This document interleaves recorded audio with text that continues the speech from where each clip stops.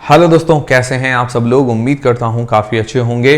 तो दोस्तों, मार्केट के अंदर अभी ऐसी न्यूज़ सुनने को मिल रही है जो वोडाफोन आइडिया कंपनी है वो अपना एफपीओ लाने की तैयारी में है।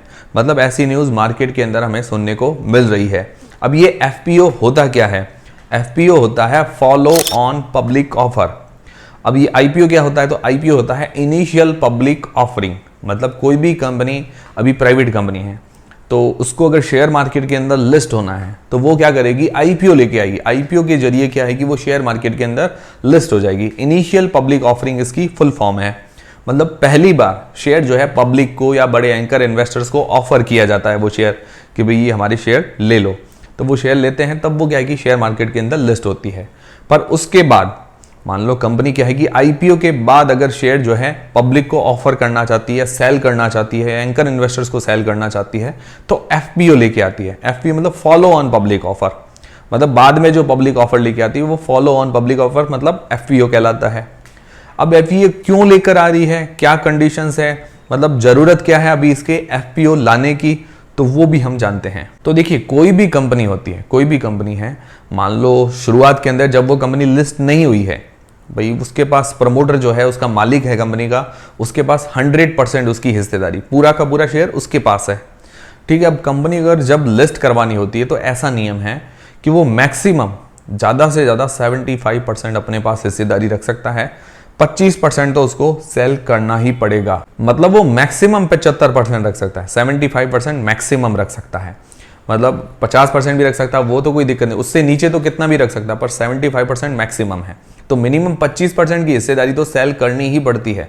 मतलब अगर आईपीओ शेयर मार्केट के अंदर लिस्ट करवाना है तो कोई कोई कंपनीज क्या करती है कि शुरुआत के अंदर थोड़ा कम सेल करती है।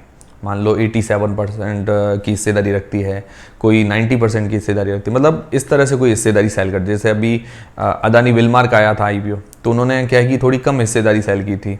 जैसे पतंजलि अपना अभी एफपीओ लेके आई थी, तो उन्होंने भी क्या है कि 75% से ज़्यादा उनके पास हिस्सेदारी थी, तो उनको बाद में एफपीओ के जरिए या एंकर प्लेसमेंट के जरिए अपने शेयर जो है सेल करने पड़े थे। तो शुरुआत के अंदर क्या होता है कि कभी कभार कोई कंपनी जो है 25% से कम अपनी हिस्सेदारी सेल करती है, तब क्या है कि बाद में एफपीओ लेके आना पड़ता है, या बाद में एंकर प्लेसमेंट मतलब जो एंकर इन्वेस्टर्स हैं उनको डायरेक्ट सेल करना होता है। तो कुल मिला के अपनी हिस्सेदारी 75% रखनी होती है। या कोई भी कंपनी ऐसी होती है जिसको पैसों की जरूरत होती है, भाई कंपनी की फाइनेंशियल कंडीशंस खराब हो जाए, पैसों की जरूरत पड़ जाए, अपनी कोई उधारी चुकानी हो, मतलब लिक्विडिटी लानी हो, तो भी वो क्या है कि शेयर जो है मार्केट के अंदर एफपीओ के जरिए सेल कर सकती है। तो एफपीओ लाने के कई कारण हो सकते हैं। वो कंपनी जिस हिसाब से उसको ज़रूरत होती है उस हिसाब से एफपीओ लेके आती है। उसके लिए भी प्रोसीजर होते हैं, भाई उस मंजूरी वगैरह मिलती है सेबी से, उसके बाद ही सारी चीज़ें होती हैं। तो अभी ऐसी न्यूज़ है कि भाई वोडाफोन आइडिया अपना क्या है कि एफपीओ लेकर आ सकती है, पर ये न्यूज़ सही या गलत अभी तक साबित नहीं हुई है कि भाई ये सही है कि भाई आएगा ही आएगा एफपीओ, ये अभी तक पूरा क्लियर नहीं हुआ है। तो ये जो एफपीओ अभी वोडाफोन आइडिया लेकर आ रही है अपने पैसों की जरूरत पूरी करने के लिए, मतलब फाइनेंशियल कंडीशंस थोड़ी सी सुधारने के लिए, लिक्विडिटी बढ़ाना चाहती है। अब भी अगर एफपीओ आता है, मतलब फॉलो ऑन पब्लिक ऑफर आता है, तो ये बड़ा फॉलो ऑन पब्लिक ऑफर होगा। लगभग 18 से लेकर 20,000 करोड़ रुपए का ये एफपीओ हो सकता है। 18 से लेकर 20,000 करोड़ रुपए तक का। मतलब यस बैंक का जो एफपीओ आया था पिछला, यस बैंक का एफपीओ 15,000 करोड़ रुपए के आसपास था, और अदानी इंटरप्राइजेज का भी एफपीओ आया था, वो करीबन 20,000 करोड़ रुपए के आसपास था।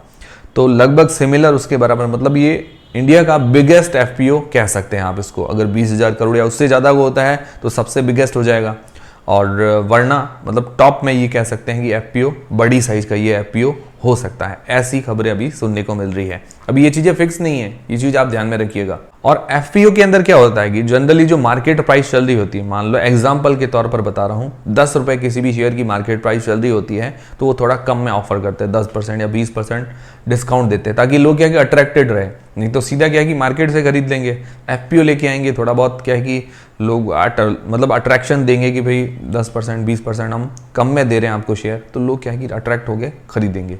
तो यही कारण होता है, भाई थोड़ा बहुत डिस्काउंट के अंदर एफपीओ के अंदर वो शेयर मिल जाता है।